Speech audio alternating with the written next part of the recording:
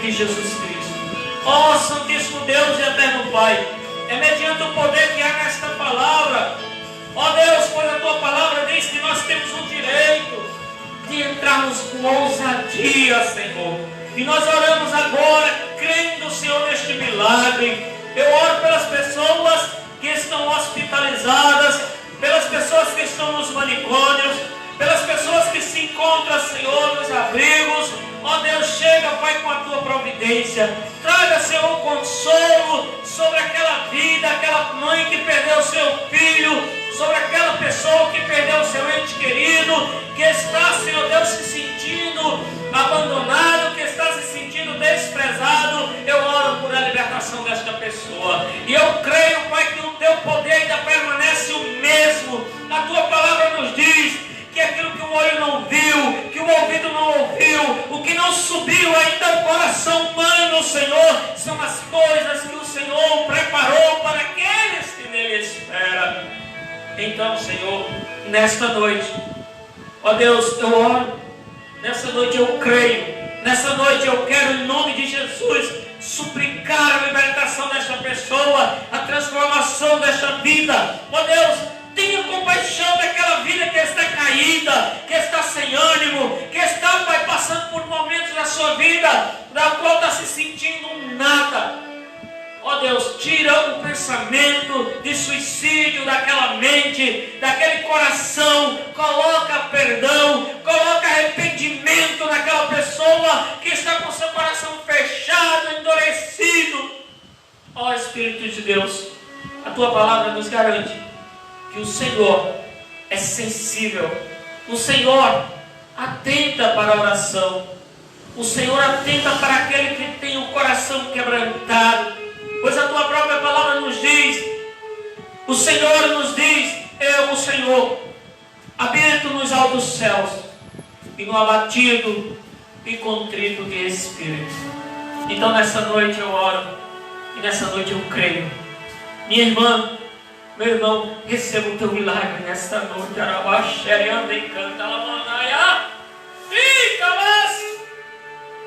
Receba o seu milagre. Recebe a sua cura. Senhor, eu oro por esta pessoa, que o médico até já disse que a sentença dela é fazer uso dessa medicação para o resto da vida. É fazer esse tratamento para o resto da vida. Pai, em nome de Jesus, para que se saiba que Tu és o mesmo, dá uma palavra final e mostra para a medicina que acima desta medicina está o Teu poder. Cura, faça seu milagre, para que o Teu nome seja engrandecido. Não é para mim, não é para eu ser engrandecido, é para o Senhor ser engrandecido. E eu oro em nome de Jesus e abençoo a tua vida para a glória de Deus. Eu gostaria de estar trazendo uma palavra nesta noite que se encontra em primeira carta do apóstolo Paulo aos Coríntios, capítulo de número 1. Amém? 1 Coríntios, capítulo 1.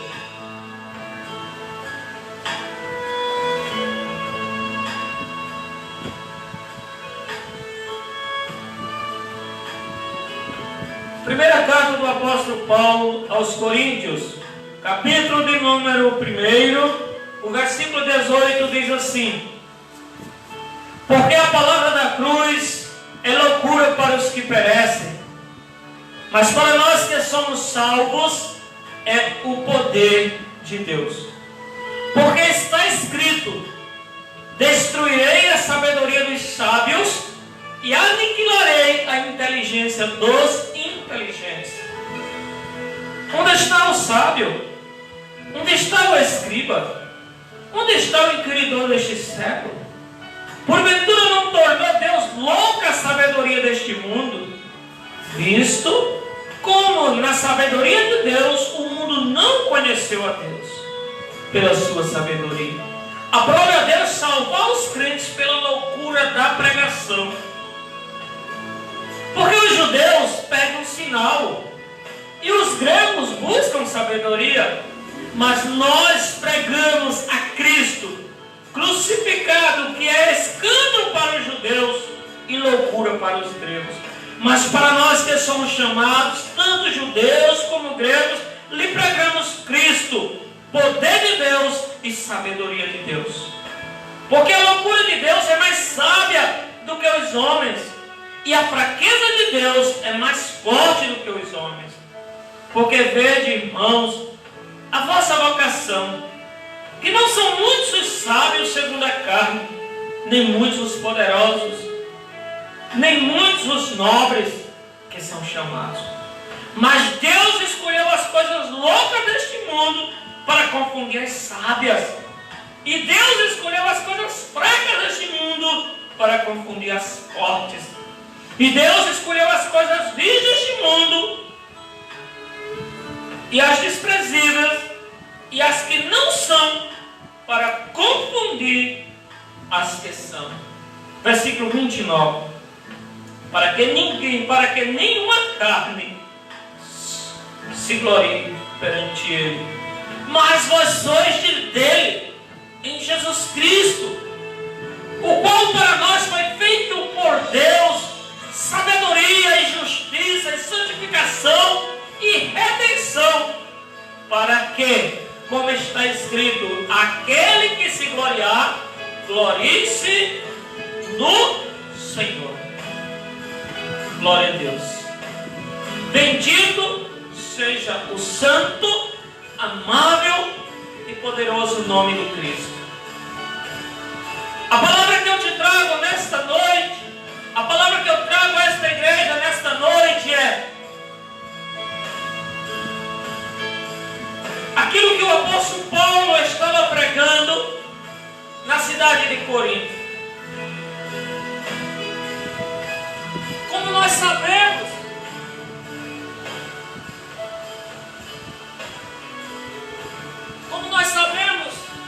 a cidade de Corinto, na época de Paulo, era uma metrópole, era uma cidade bem desenvolvida.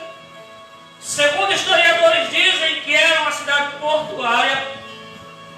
Era uma cidade em que havia muitas pessoas que contemplavam-se entre os demais pelos seus discursos, pois os gregos, aqui o apóstolo Paulo vai dizer que os gregos eles buscam sabedoria.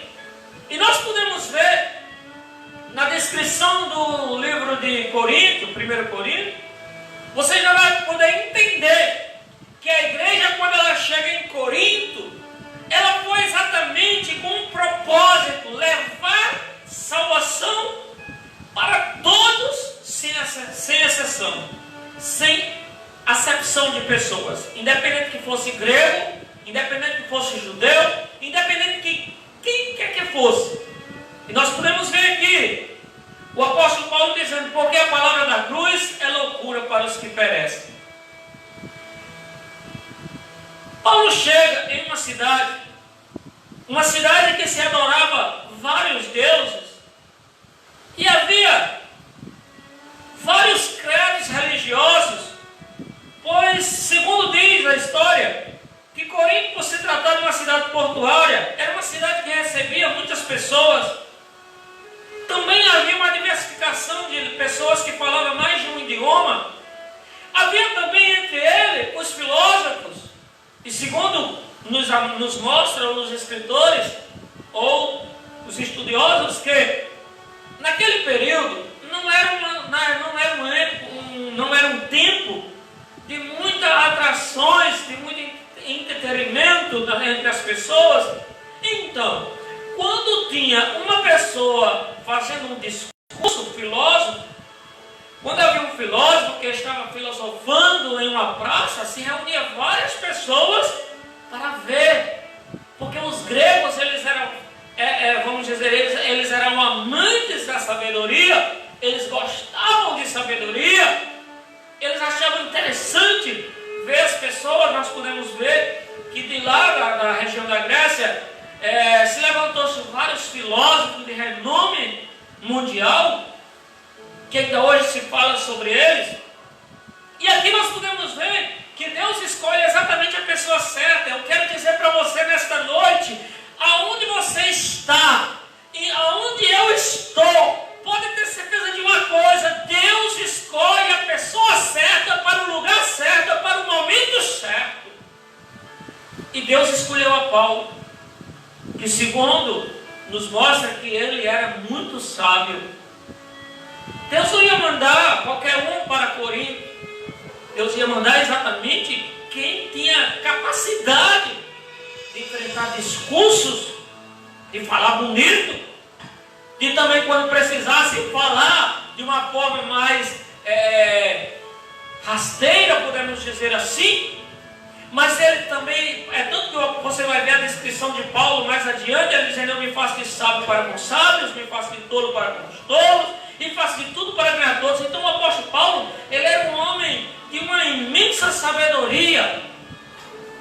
Ele sabia entrar e sair em qualquer lugar, se fosse. É tanto que você vai ver também ele expressar em Filipenses, quando ele diz, ele começa a expressar e dizer: eu aprendi a ter abundância, eu aprendi a passar necessidade. E ele diz: eu estou instruído em todas as maneiras de viver. Então o apóstolo Paulo, ele foi a pessoa ideal. Eu quero dizer para você nesta noite, você é a pessoa ideal que Deus tem escolhido para estar aqui. Você é a pessoa ideal que Deus chamou para estar aqui, fazendo esta obra, executando essa missão. Aonde você está é exatamente o propósito de Deus para este momento. Se porventura você está pensando que foi um erro, foi um equívoco, eu quero dizer: Deus, Ele sabe como fazer cada coisa. Deus não vai mandar a pessoa errada para o lugar errado. Deus vai mandar a pessoa certa para o lugar certo. Deus tem projetos na sua vida.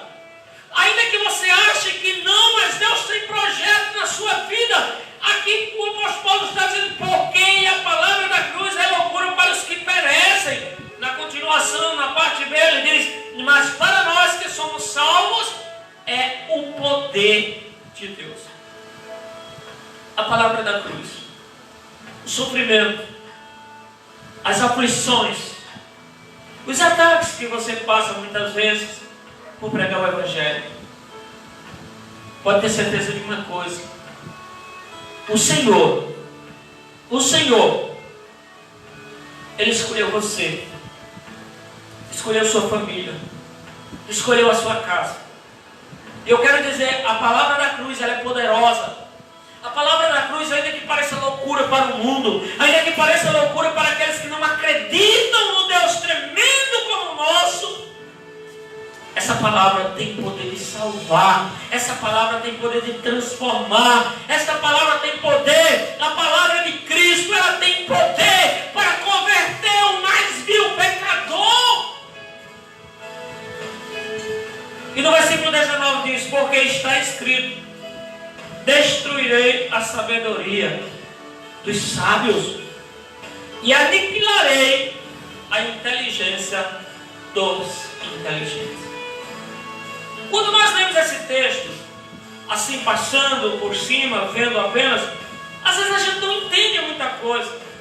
Mas quando você vai ver na história, quando você vai fazer uma hermenêutica dentro do texto, que você vai ver exatamente por que Paulo estava falando aquilo e por que razão ele se expressou dessa maneira, você vai ver exatamente por uma única razão. Quando Paulo está dizendo que Deus estava dizendo: eu destruirei a sabedoria. Nem uma sabedoria até humana, até o dia de hoje, nem uma sabedoria humana, até o dia de hoje, por mais sábio que alguém fosse, ele pôde se eternizar. Pode até a sabedoria que ele expressou se eternizar. Como? Enquanto houver planeta, enquanto houver terra, enquanto houver pessoas nesse planeta, vai passando de pessoas a pessoa, mas o próprio em si, ele não consegue. Sabe por quê? Cristo diz: eu sou a verdade. Ele também diz: eu sou a vida. Ou seja, Jesus é o único que tem a verdade. Jesus é o único que é dono da vida. Cristo tem o poder da vida e tem o poder da morte. Tudo está sobre a mão do Cristo, o Criador, o Deus Todo-Poderoso, o Pai. E Jesus mesmo falando, ele disse: tudo que o Pai me deu, eu passei para vocês. E aí o apóstolo Paulo diz: porque Deus destruirá a sabedoria dos sábios. Existem pessoas que muitas vezes, por se achar muito sábio, ou por ser realmente muito sábio, ele esquece que muitas vezes ele termina sem saber de nada. Eu aprendo que quanto mais eu aprendo que não sei de nada. Porque o mundo, nós podemos aprender aí por toda a vida. Se você vivesse 150, 200 anos e em todos eles você tivesse uma mente perfeita e pudesse aprender, sempre você teria alguma coisa a mais para aprender. Mas nunca esqueça de uma coisa: quantas vezes alguém que é filósofo, que é doutor, e às vezes ele termina, quando os dias dele se prolongam na terra, e ele termina que esquece, é como que apagasse tudo da sua mente. E aqui ele está dizendo: eu aniquilarei. Essa palavra aniquilar está no sentido de que ele não terá mais, vamos dizer, é como que você apagasse algo para não deixar rastro. Assim acontece muitas vezes com muitos sábios, muitas pessoas que às vezes eram pessoas eloquentes, eram bons oradores, eram pessoas estudiosas, mas chegou um período que infelizmente, por infelicidade, foi alcançado com Alzheimer, foi alcançado por algum problema mental e acaba aniquilando-se tudo que conquistou. Cadê toda a história? Cadê toda a sabedoria? Eu aprendo com isso que sábio, único, verdadeiro, o único é Cristo. Ele disse: eu sou o caminho, eu sou a verdade e eu sou a vida. 3 aspectos da pessoa de Cristo: caminho, verdade e vida. Cristo, ele não é apenas, ele não disse eu sou o caminho, ele disse eu sou o. Ele está dizendo, ele não disse que era qualquer caminho, ele é o caminho, ele é a verdade, ele não é apenas verdade, ele é a verdade, ele não é apenas vida, ele é a vida. E no 20 diz assim: onde está, ó sábio? Como eu falei para você, apenas para ler o texto, existem muitas pessoas lendo, mas não é por aí. Paulo estava falando aqui entre pessoas entendidas. Paulo estava direcionando essa carta aos Coríntios. Exatamente, ele estava consciente de para quem ele estava falando. Era para pessoas que realmente tinham conhecimento, pessoas da época dele que dedicavam sua vida por inteira a buscar sabedoria. Você vai ver aqui no versículo 22, quando ele diz assim: porque os judeus, eles pedem um sinal. Interessante, os gregos, eles eram pessoas que voltavam a sua mente à sabedoria. Os judeus já era diferente, mesmo sendo sábio, não era proibido ser sábio ou ser judeu, mas no entanto não era o foco deles. O foco dos judeus era sabedoria. Perdão, o foco dos gregos era sabedoria. O foco dos judeus não era sabedoria, o foco dos judeus era ver sinais. É tanto que quando Cristo foi interrogado por alguns deles, eles mostra-nos um sinal para que acreditemos que tu és o Filho de Deus. Então os judeus, eles optavam mais pelos sinais para que pudesse descrever, trazer uma descrição de quem era Deus para eles. Então, no versículo de número 21 diz: visto como na sabedoria de Deus o mundo não conheceu a Deus pela sua sabedoria. As pessoas que ouviram falar sobre Deus, as pessoas que sabem sobre Deus, podem ter certeza de uma coisa: existe uma distinção entre pessoas. É tanto que está escrito em Malaquias capítulo número 3, versículo 18, o Senhor dizendo assim: e então verão outra vez a diferença entre o justo e o perverso, entre o que serve a Deus e o que não serve. E o Senhor diz: eu considerarei você como propriedade, como tesouro particular. Então, o mundo ele não conheceu Deus pela sua sabedoria.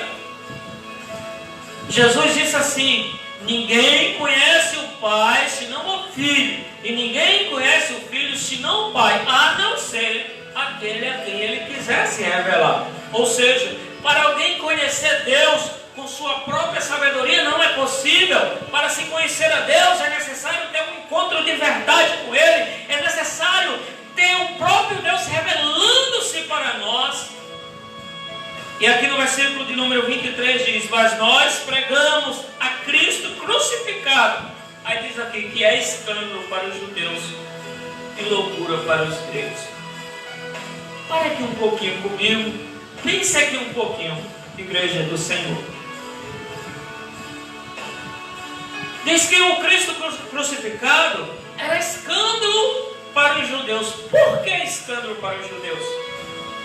Porque segundo a cultura a qual eles estavam inseridas no meio deles, para uma pessoa ser crucificada, essa pessoa, ele tinha sido vítima de uma pena de morte. É tanto que o apóstolo Paulo diz aqui em Gálatas, ele vai dizer: maldito todo aquele que for pendurado no madeiro. Por que maldito? Porque para uma pessoa chegar a esse ponto, ela tinha que ter sido considerado um elemento sem poder ser restaurado. Então, para os judeus, era um escândalo dizer que Jesus era filho de Deus, o qual tinha sido crucificado. Por que escândalo? Porque, por duas razões. Primeira,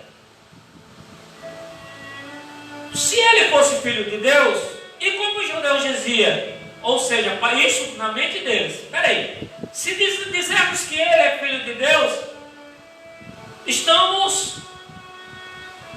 somos culpados. Por quê? Porque matamos o Filho de Deus.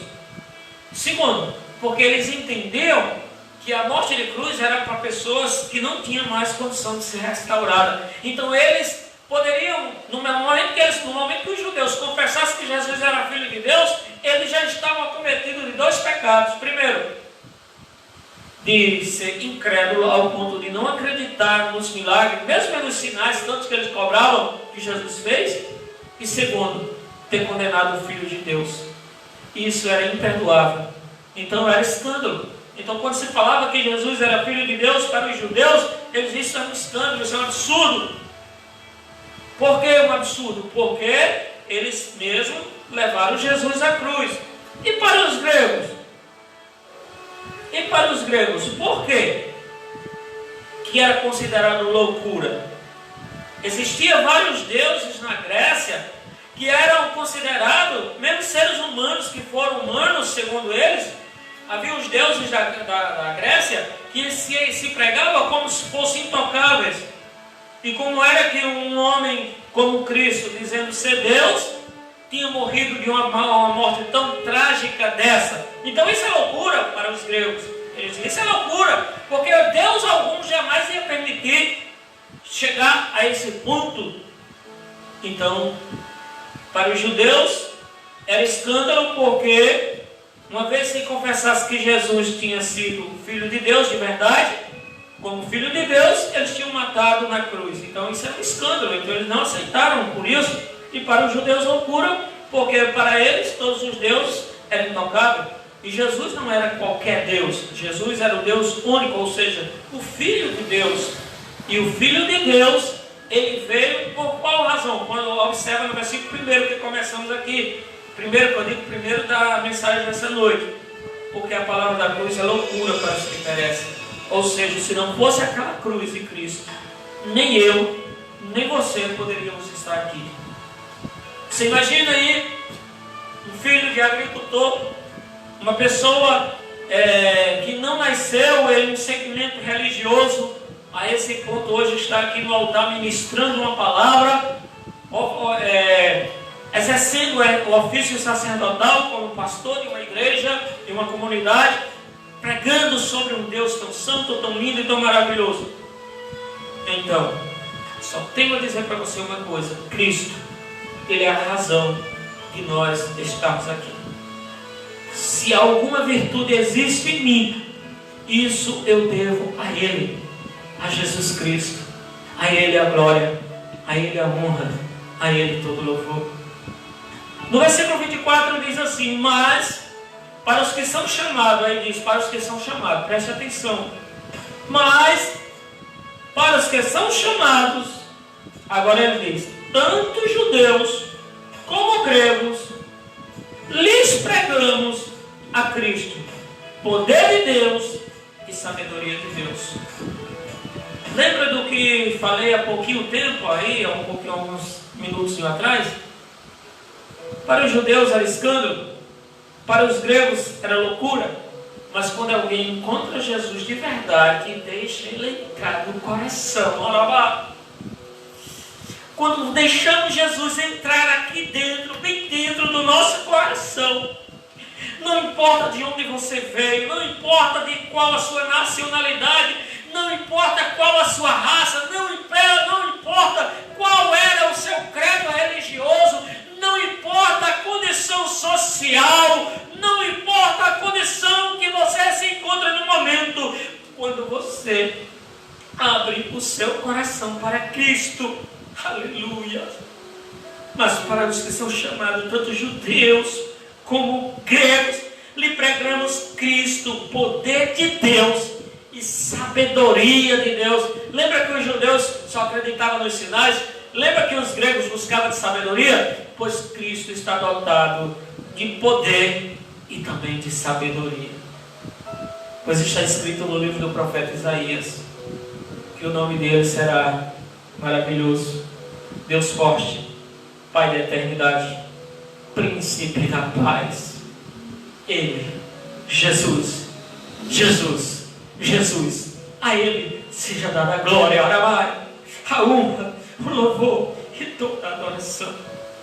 Porque a loucura de Deus é mais sábia do que os homens, e a fraqueza de Deus é mais forte do que os homens. Dá para entender isso? Porque veja, irmãos, a vossa vocação, que não são muitos os sábios segundo a carne. O que eu falei há pouco? Sou filho de um agricultor com muito orgulho, marceneiro, carpinteiro, meu pai, e com muito orgulho o Senhor me escolheu. Não são muitos os sábios. Existem sábios entre nós que já nasceram dentro da cultura, tiveram compostos, condições de estudar. Existe, mas são poucos. A maioria são pessoas que vieram de classe humilde. Mas ele está dizendo, são poucos. Não são muitos os sábios segundo a carne, ou seja, segundo aqueles que já vêm de berço. Mas ele diz assim, glória a Deus, nem muitos os poderosos, não são muitos os que têm recursos desse mundo, nem muitos os nobres que são chamados. O versículo 27, mas Deus escolheu as coisas loucas deste mundo para quê? Tem um propósito nisso, confundir as sábias. Eu estava pregando esses dias e eu estava falando até assim. Quantas vezes nós vemos pessoas ricas, pessoas milionárias, que seus filhos às vezes se enveredam por caminhos tortuosos e muitas vezes entram no mundo do vício e às vezes é colocado em clínicas, às vezes é colocado em ambientes caros para ser tratado por profissionais de excelente qualidade. Não sou contra isso.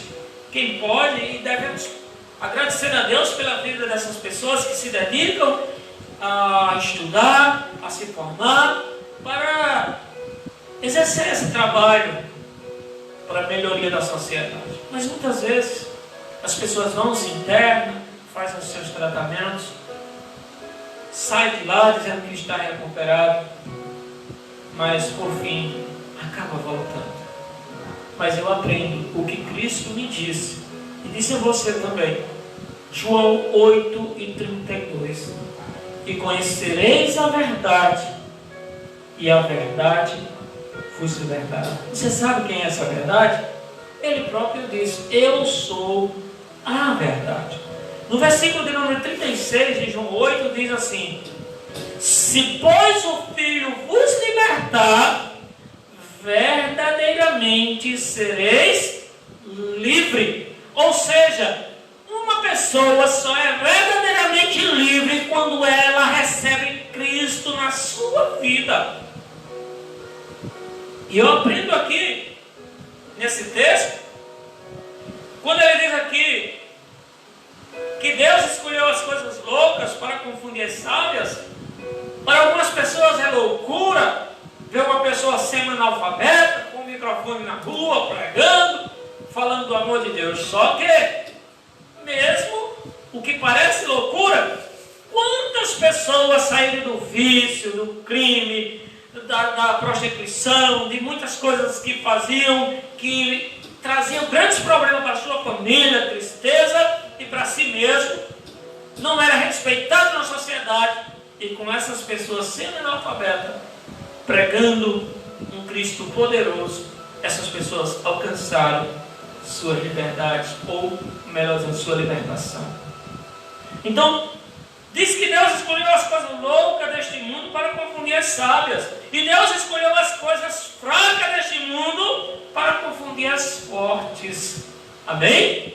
As coisas que são loucura para Deus, Ele pode transformar em sabedoria.